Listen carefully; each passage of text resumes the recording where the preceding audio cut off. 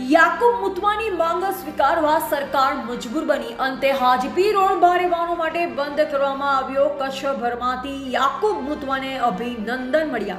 કચ્છભર વિસ્તારમાં લોકપ્રિય અને બેબાક આગેવાન યાકુબ મુતવા દ્વારા કરવામાં આવેલી માંગણી તેમજ પ્રજાની લાગણી અને એકજૂટતાનું આ સ્પષ્ટ પરિણામ છે.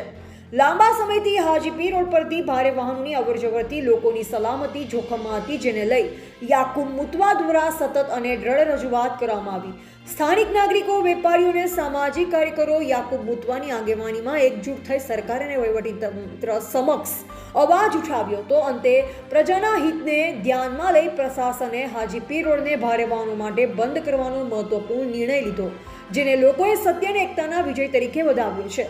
આ નિર્ણયથી સ્પષ્ટ થાય છે કે સત્યનો હંમેશા વિજય થાય છે અને જ્યારે પ્રજા એકજૂટ બની સાચી માંગ માટે લડત આપે છે ત્યારે પરિણામ અવશ્ય મળે છે. આવા પરિણામોથી તમામ આગેવાનોને સબક લેવા જેવો સંદેશ પણ જનતા તરફથી આપવામાં આવ્યો.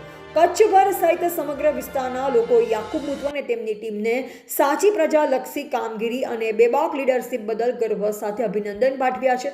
સ્થાનિકોના જણાવ્યા મુજબ આ નિર્ણયથી હવે માર્ગ સલામતીમાં સુધારો થશે અને સામાન્ય જનતાને મોટી રાહત મળશે. રિપોર્ટર હરિસિંહ મોખા, ઉસ્તિયા.